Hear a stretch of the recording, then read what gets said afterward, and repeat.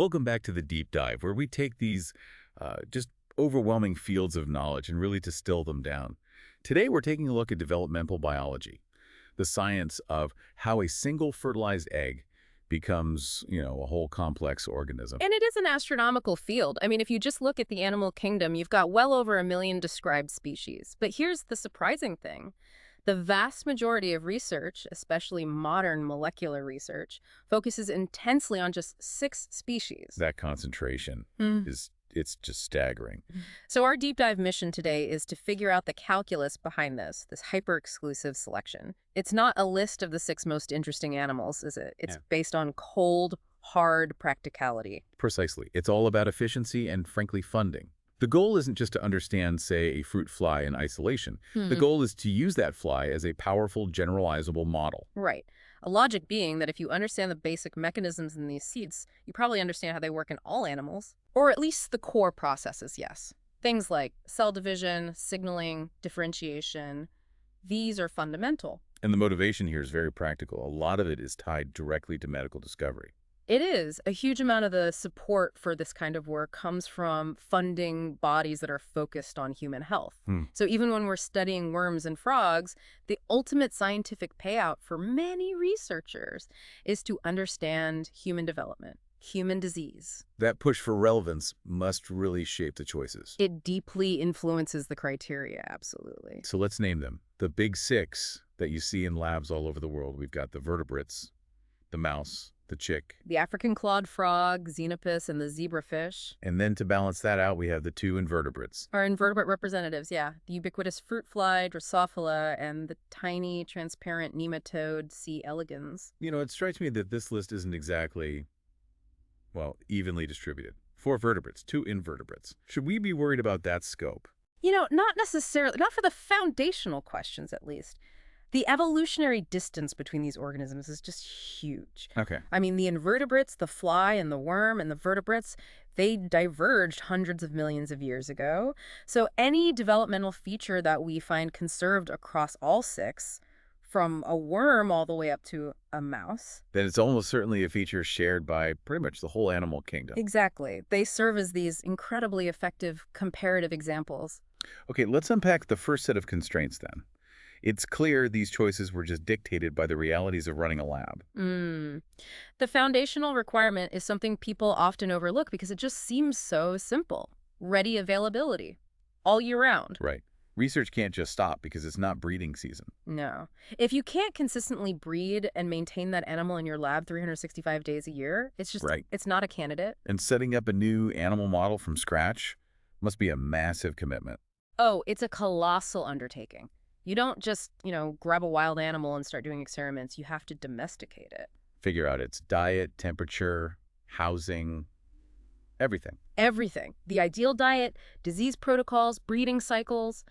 The expense and the time involved mean that scientists almost always stick with the known quantities, the ones with established infrastructure. And that hurdle, that infrastructure problem, explains why an organism like the sea urchin, which was so central to classic embryology, never made the big 6. Exactly. None of the big 6 are true marine organisms. And while sea urchins are fantastic for some things, the extra difficulty of maintaining saltwater systems and rearing them through their whole life cycle in a lab. It's just too much of a barrier. It's a huge barrier. Standardization really requires convenience. Convenience also means quantity and cost, especially when you need thousands of embryos for, say, a big genetic screen. Let's talk numbers. The disparity is enormous. On the high-yield end, you have Xenopus, zebrafish, Drosophila, and C. elegans. They're prolific. You can easily get thousands of eggs on demand. Which makes those big screening projects actually possible. Viable, yeah. The chick is sort of in the middle. You buy the eggs commercially. A big incubator holds a few hundred. But the mouse is the big exception here, isn't it? It's the lowest on the productivity scale. A mated female mouse gives you a litter of, maybe a dozen embryos? So that immediately limits the scale of what you can do. Immediately. And that leads directly to the cost. The sheer ease of maintaining C. elegans is legendary. You grow them on agar plates with bacteria. It's so cheap. Whereas the mouse. The mouse is by far the most expensive organism on this list, period. And we're not just talking about food costs here, right? It's the whole facility. Oh, not at all. It's the logistics. Mammalian research is so heavily regulated. You need specific air quality, temperature control, sterilization, Right. all of that. The overhead for technician time for the space, it just pushes the cost per animal far beyond the others. So there's our first big trade-off. The invertebrates win completely on cost and quantity. If you want to do a rapid, high-volume screen, you use a fly or a worm. That's the economic reality. But okay, even if you can afford the embryos, the next critical challenge is access. How easily can you actually get to them to do the experiment? Exactly. How simple is it to get the embryo, do your manipulation, and then keep it alive to see what happens? And this immediately favors organisms where the embryos develop externally, outside the mother. Absolutely. So that puts Xenopus and zebrafish right at the top.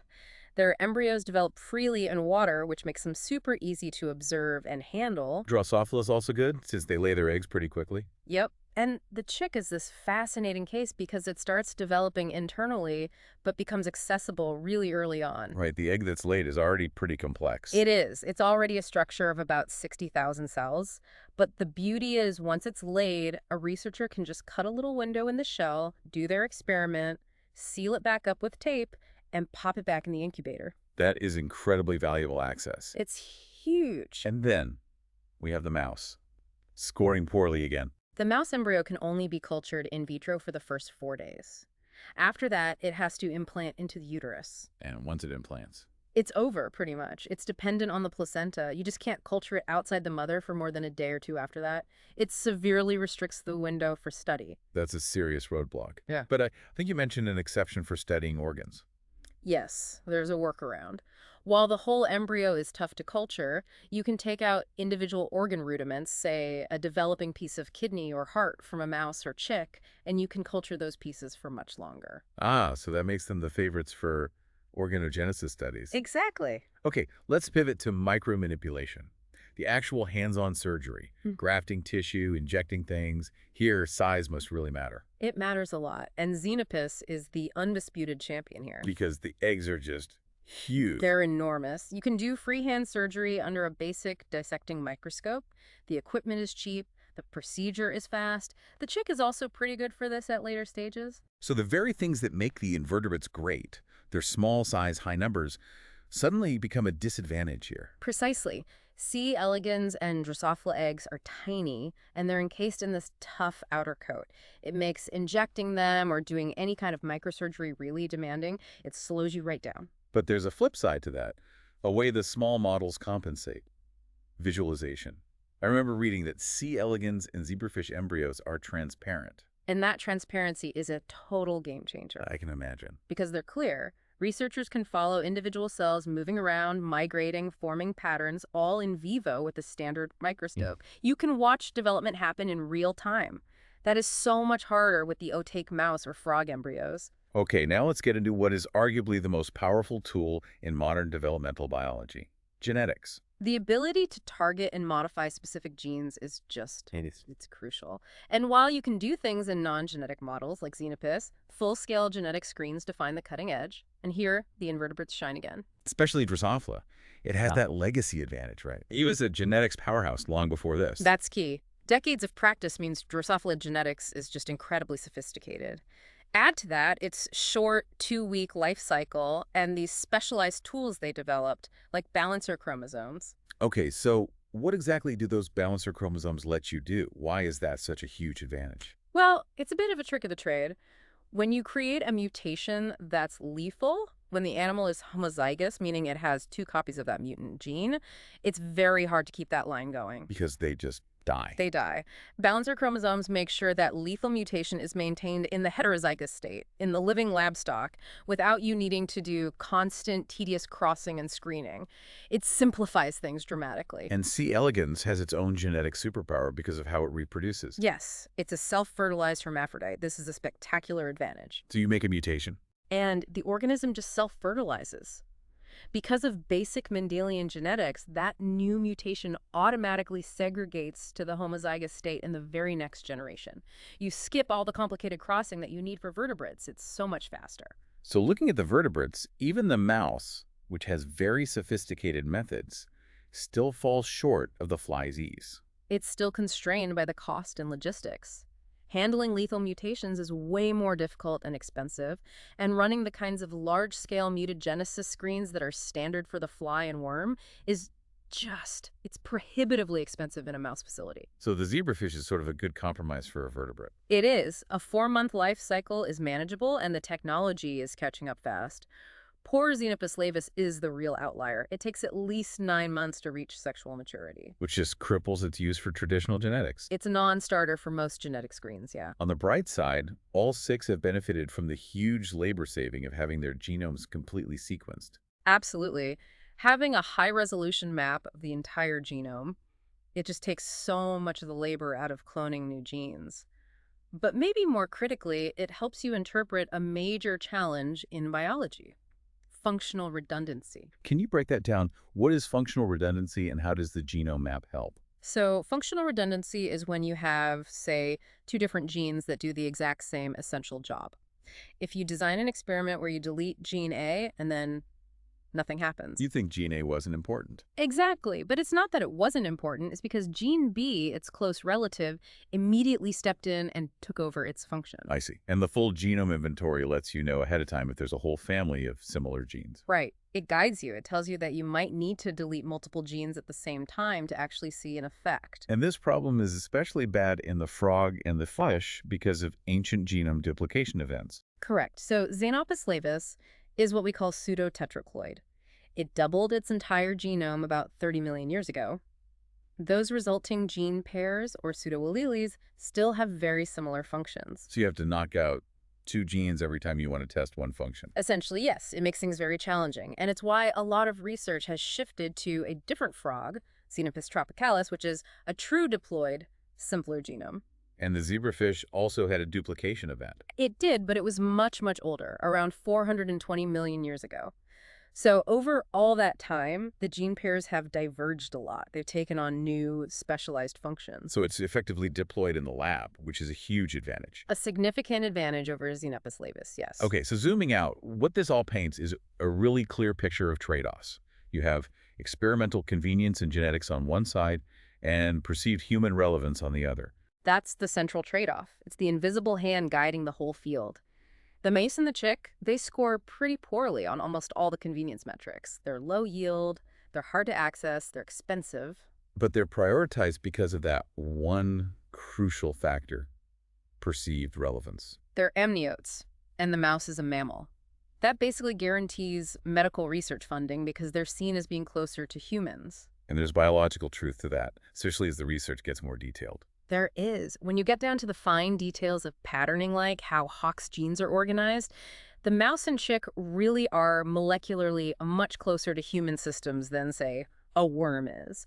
And the price of that relevance is paid in time and in money. And the time difference is it's shocking.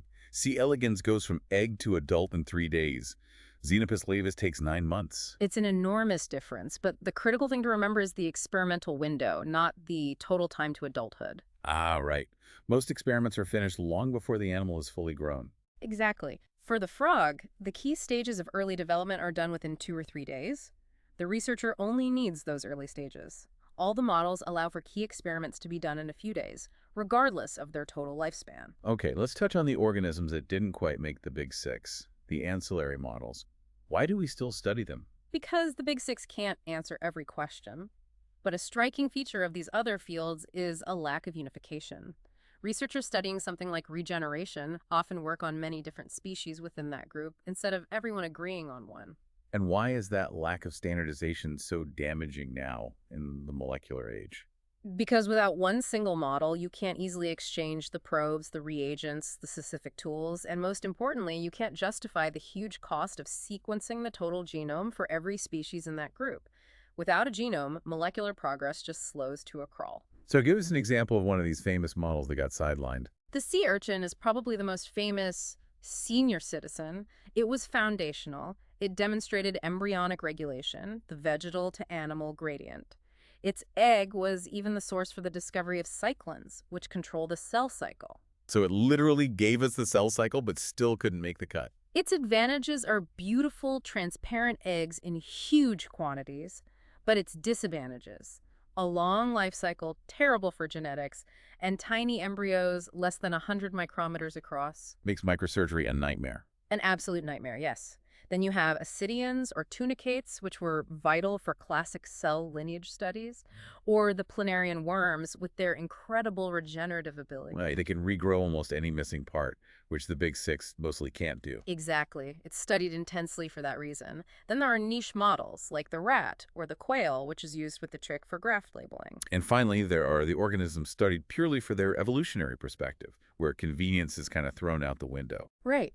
These are chosen for their spot on the phylogenetic tree. Amphioxus, for instance, is thought to resemble the common ancestor of all vertebrates, and organisms like Hydra resemble the common ancestor of all animals. They offer these unique glimpses into ancient processes that the Big Six simply evolved past. Which brings us to the core insight of this deep dive. The selection of the big six isn't about which animal is most interesting.